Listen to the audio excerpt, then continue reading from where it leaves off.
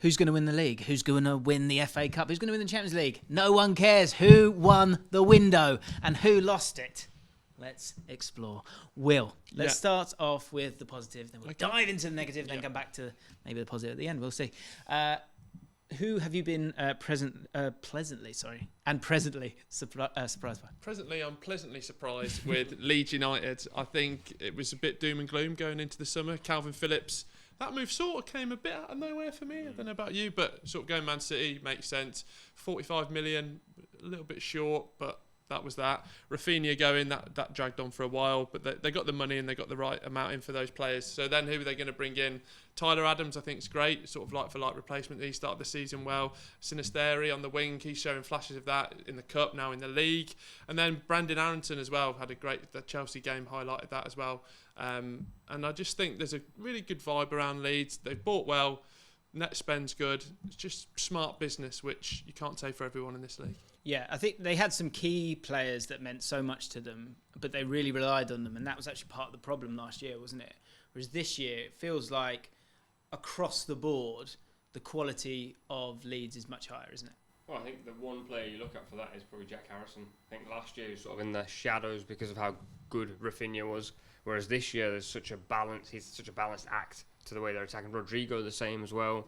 And they've got Bamford back, which, according to Jesse Marsh, he's got good goal danger.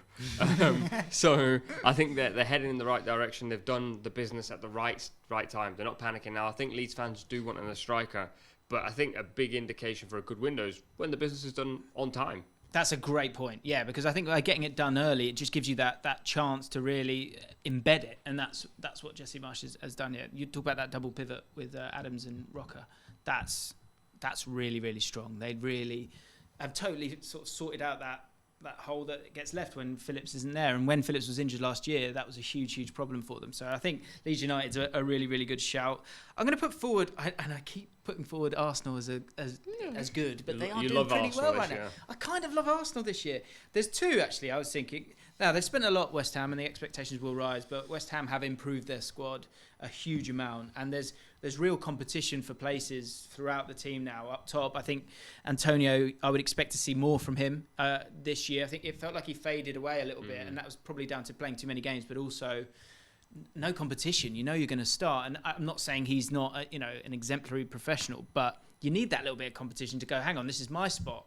And I thought he was great against Tottenham this week. Scamacca, of course, is an amazing signing that people... That's the other thing. When you're signing players and your fans are going, how have we got him? Yeah. You were talking about it with Chong for Birmingham. Different levels, but same sort of feeling. It's the same feeling, and that's all that matters. It's always the same. It doesn't matter what the level is. As long as it matters, it matters.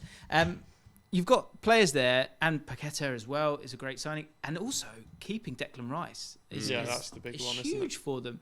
And another thing, I think finding teams that have maybe got bloated squads, or they're squads that are Big Six teams, because for both of these teams, both West Ham and someone like Emerson Palmieri, getting him from Chelsea, not wanted by Chelsea, but could be a really good asset for West Ham. For Arsenal, going and getting Gabriel Jesus and Zinchenko, two players that aren't needed by Man City, which I mean is another discussion, but to take those two and to take Arsenal now, who didn't make top four, and I think we're now talking about them as one of, possibly the only contender, certainly putting him in that Chelsea, Liverpool, Tottenham bracket. I know Tottenham have jumped up as well.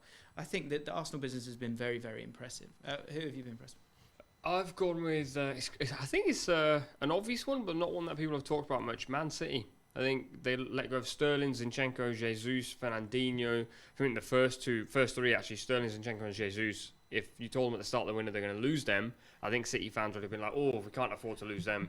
The left-back situation, I don't think has been completely tackled, but they're probably pushing Nathan Ake out there. Obviously brought in Gomez, but then Haaland, as we've spoken about time and time again, and as many people have, what a signing. Alvarez... Cheap, really, Haaland as well, right? 50 million. That's crazy. Yeah. I mean, Dortmund have done two bits of really weird business for Man City. Manuel Akanji for 17 million. Dortmund don't know how to do business. I think that is where I land with Borussia Dortmund.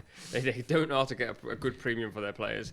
Calvin Phillips, another one that City have got over the line really well. It's quite strange that when Manchester United go and sign a player, they have to pay 3 times over the odds. Chelsea the same. Even Liverpool to an extent. City, for whatever reason, can just go and buy a player at a very competitive rate and leave happy, and that's what they've done this window. Even Julian Alvarez was a great sign, but also cheap again. Yeah, but they kind of did that one in January, didn't they, as well? Yeah. But you're right. You know, they only look like great players once you see them as great players. Do you know what I mean? And I think they're £18 million in profit. Yeah, which for the transfer window, and you've signed Erling Haaland. That's what I mean. special. I think again, Business. another one is they got the business done on time. Akanji, I don't even know why they need him, but they've just decided that maybe someone might possibly, potentially, argumentatively end up with an injury, so may as well go get one of the top centre backs in Europe.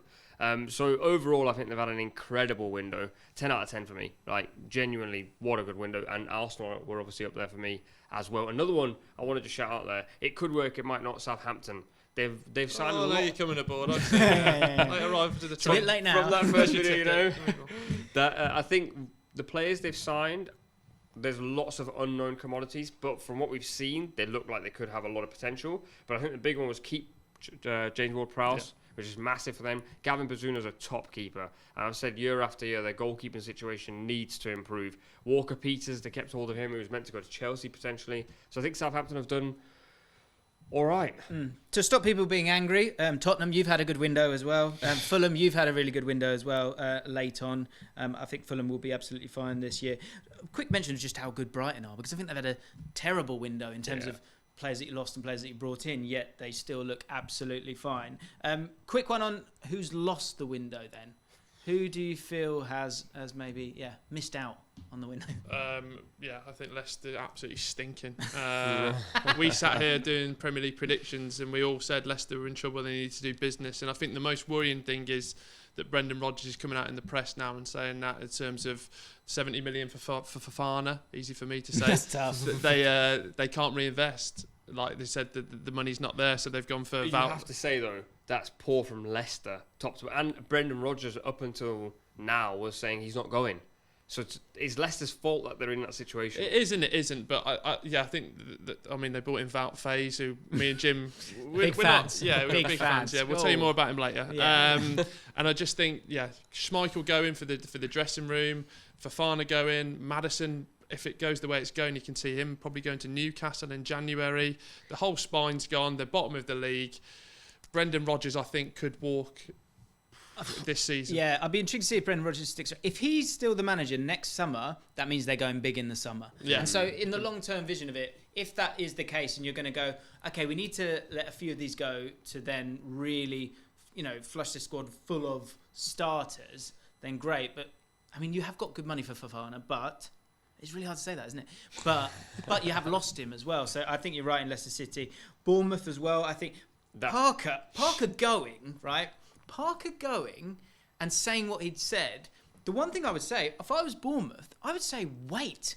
Yeah. Don't sack it. Sack him on Friday. Let him have one more game. See who you can get through the door. Because as soon as he's sacked, no one's signing for Bournemouth, are they? No. Well, they are the side that I've chosen as the ones who've lost the window. I look at their signings and I just think, you just haven't signed players that have played in the Premier League, and if they have played in the Premier League, they haven't done very well. And then equally on top of that, you had a manager who brought these players in. So now whoever comes in now, and Big Sam is currently odds on to go to Bournemouth. He's not going to be able to. I mean, I don't hate it. I'll be honest. I love it. Only way that works is Kiefer Moore is going to cook Yes. under Big Sam. But the problem is, go on. Sorry, no, you carry on. Thank you. It's Zigic all over again, except Big Sam didn't manage him. But I just think you had a manager. He built an identity for the team. They've overachieved by coming to the Premier League and then not having signed players in the Premier League. And even their start hasn't been as bad as I thought it was going to be. I honestly thought they weren't going to win until game week 7, 8, 9. So then obviously he's then said they're unequipped. You just think, okay, give them a few more days. Then make them equipped. But you haven't. And now they're in a situation where they've got rid of players they shouldn't have got rid of and signed players they just probably shouldn't have bought in. Final one, just so we got three. Aston Villa. Oh, Jim, you took it out of me, man. Right, Golden boy. Go on, Jim. Villa, not because Diego Carlos isn't a good signing or Kamara's not a good signing. It's because Carlos is injured. So that's just a bit of a stinker for them. I mean, if you can get, again, we're recording before the deadline slam shut, and Luis might go for some silly money. So if that does occur, then that's something.